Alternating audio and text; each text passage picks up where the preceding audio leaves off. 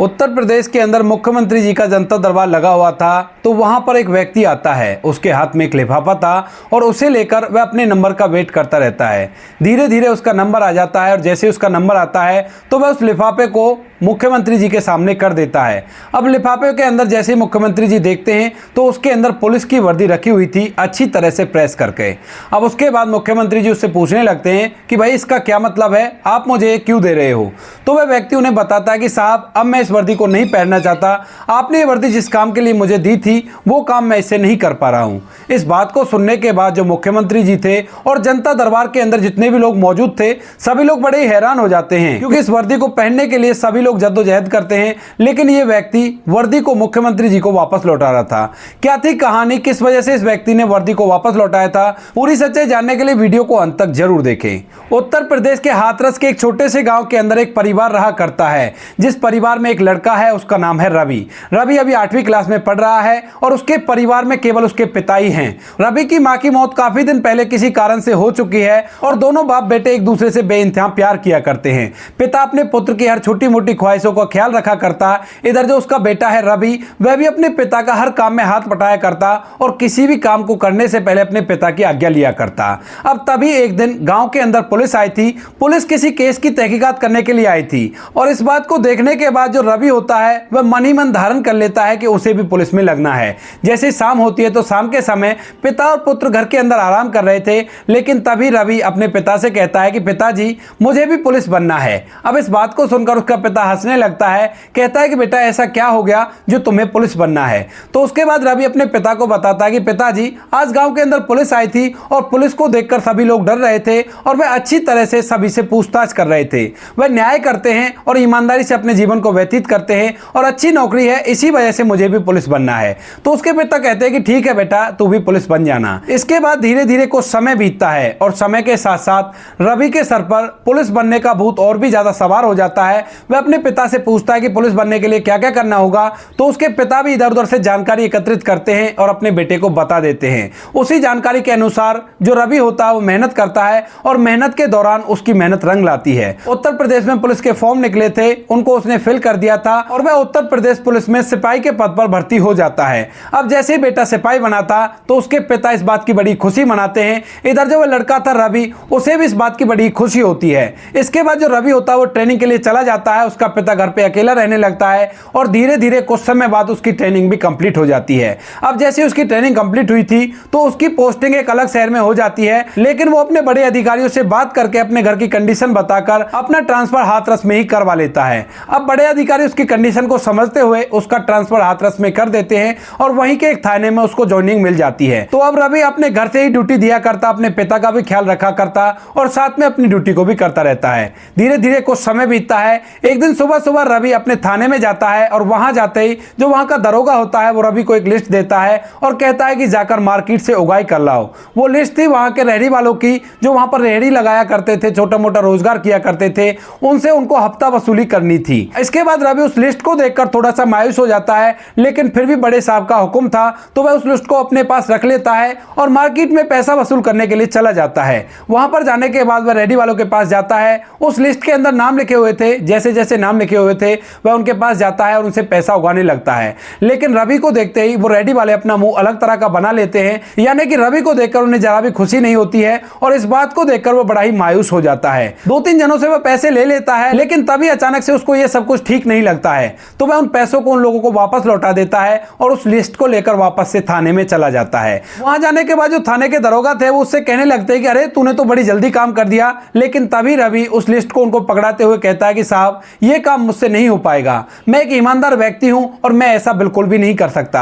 आप मुझे सीधा सीधा रिश्वत लेने के लिए भेज रहे हैं और लोगों के चेहरे को देखकर मुझे बड़ा ही बुरा लगता है। इस बात को सुनने के बाद जो दरोगा होता है वो एकदम से रवि पर भड़कने लगता है। तभी जो रवि होता है वो कहता है कि साहब ये काम मुझसे नहीं होगा, आप चाहे इस काम को किसी से भी करवा लो, मैं अपनी वर्दी पर दाग नहीं देख सकता। इसके बाद दरोगा थोड़ा सा नाराज हो जाता है, नाराजगी में कहने लगता है कि अच्छा तू तो हरिश्चंद्र की औलाद है ना, हम लोग ही रिश्वतखोर हैं। लेकिन रवि उससे साफ साफ मना कर देता है, कहता है कि साहब मैं रिश्वत नहीं ले सकता, मैं पूरी ईमानदारी से अपनी जीवन को व्यतीत करना चाहता हूं। अब इस बात को सुनकर जो दरोगा होता है उसको ये बात फील हो जाती है, क्योंकि पूरे थाने के सामने रवि ने कुछ ऐसी बात कह दी थी जो उसको बिल्कुल भी अच्छी नहीं लगती है। तो अब दरोगा रवि को गालियां देने लगता है लगातार गालियां देते हुए एक जोरदार झापड़ रवि को जड़ देता है। जो रवि होता है उससे मना करता है, कहता है कि साहब ऐसा मत कीजिए, लेकिन जो दरोगा था वो बार बार उसको गालियां दे रहा था। इसके बाद रवि अपना मोबाइल निकालता है और कहता है कि ठीक है, अगर आप नहीं मान रहे हो तो मैं इस बात की शिकायत ऊपर तक करूंगा, आप मुझे जबरदस्ती रिश्वत लेने के लिए नहीं कह सकते। लेकिन तभी जो दरोगा होता है उस फोन के कैमरे में देखकर यह कहता है कि तुझसे जो होता हो वो कर लेना, बेशक से इस शिकायत को बड़े अधिकारी के साथ कर देना, मुझे कोई फर्क नहीं पड़ता। इसके बाद थाने में जो भी पुलिस वाले थे वो उन दोनों को अलग अलग कराते हैं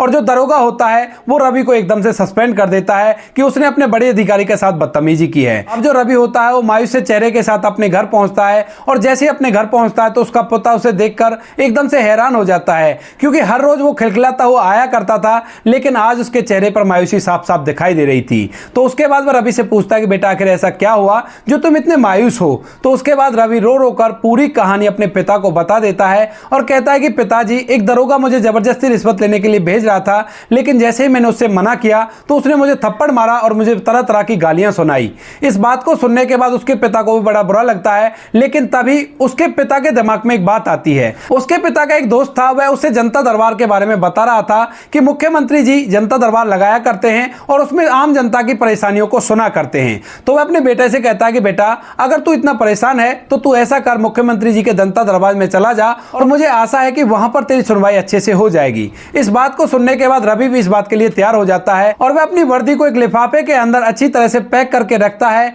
और जनता दरबार में चला जाता है। वहां जाने के बाद अपने नंबर का वेट करता रहता है। धीरे धीरे लोगों की समस्या मुख्यमंत्री जी सुन रहे थे और तभी रवि का नंबर भी आ जाता है। अब जैसे रवि का नंबर आया था तो उसके बाद रवि उस लिफाफे को मुख्यमंत्री जी के सामने कर देता है। अब मुख्यमंत्री जी जैसे लिफाफे को देखते हैं तो एकदम से आश्चर्य में पड़ जाते हैं, लेकिन फिर भी वह उसको खोलकर देखते हैं तो देखते हैं कि इसके अंदर पुलिस की वर्दी है और उसे अच्छी तरह से तैयार करके रखा गया है। अब इसको देखने के बाद वह उससे पूछने लगते हैं कि अरे भाई, तुम इस वर्दी को मेरे पास क्यों लाए हो। उसके बाद जो रवि होता है उनसे कहता है कि साहब, मुझे ये वर्दी बिल्कुल से नहीं पहननी और आप इसे हमसे वापस ले लीजिए। अब इस बात को सुनने के बाद सभी लोग आश्चर्यचकित हो जाते हैं। जितने भी लोग वहां पर मौजूद थे वो सभी सोचने लगते हैं कि इस वर्दी को पाने के लिए सभी लोग बहुत ज्यादा जद्दोजहद करते हैं, लेकिन यह व्यक्ति इस वर्दी को लौटाने के लिए क्यों आया है। उसके बाद मुख्यमंत्री जी उससे इसे लौटाने का कारण पूछने लगते हैं तो रवि अपनी पूरी कहानी मुख्यमंत्री जी को बताने लगता है। कहता है कि साहब, जिस थाने में मेरी पोस्टिंग हुई है वहां के दरोगा जबरदस्ती मुझे रिश्वत लेने के लिए भेजते हैं, लेकिन मुझे ये काम अच्छा नहीं लगता। मैंने ये वर्दी अपनी मेहनत से प्राप्त की है और मैं नहीं चाहता कि इस वर्दी पे कोई भी दाग लगे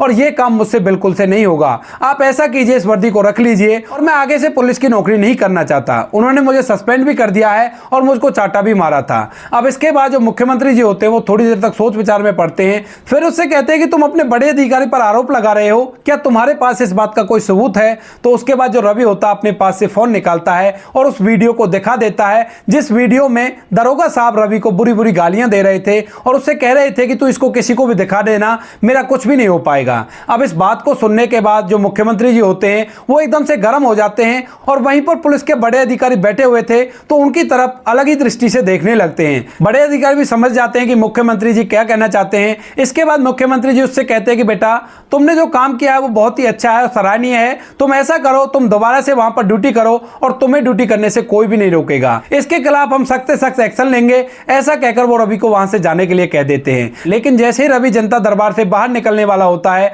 मुख्यमंत्री जी उसको एक बार फिर से रोकते हैं और अपने पास बुलाते हैं। वह पुलिस के बड़े अधिकारियों से कहते हैं कि इस लड़के ने जो काम किया है वो काबिले तारीफ है और इसके लिए इसे प्रमोशन तो मिलनी ही चाहिए। तो मुख्यमंत्री जी उसे सिपाही से हवाला नियुक्त कर देते हैं और जिस दरोगा ने उसको चाटा मारा था और उसे रिश्वत लेने के लिए भेजा था उसको फौरन से सस्पेंड कर देते हैं। अब इसके बाद जो रवि होता है वह खुशी खुशी वहां से अपने पिता के पास लौटता है और अपने पिता को जनता दरबार में हुई पूरी बातों को बताता है। कहता है कि मुख्यमंत्री जी ने मेरी पूरी बात सुन ली है और मुझसे कहा है कि तुम्हें प्रमोट कर दिया जाएगा और उस दरोगा को सस्पेंड किया जाएगा। इस बात को सुनने के बाद उसके पिता भी इस बात की खुशी मनाते हैं और यह बात जैसे चारों तरफ फैलती है तो सभी पुलिस अधिकारियों के लिए यह एक बहुत बड़ा सबक बन गया था कि एक ईमानदार व्यक्ति चाहे तो बहुत कुछ कर सकता है, जैसा कि रवि ने करके दिखाया था। तो दोस्तों, ये थी कहानी एक लड़के की जिसने 8वीं क्लास में कुछ ऐसा देखा जिसे देखने के बाद उसको जुनून चढ़ गया कि उसे पुलिस में ही लगना है। लेकिन जैसे वो सिपाही बनकर थाने में गया, वहां पर दरोगा ने उसे रिश्वत लेने के लिए भेजा तो वहां पर उसके चेहरे पर मायूसी छा गई और वह वर्दी को लौटाने के लिए मुख्यमंत्री साहब के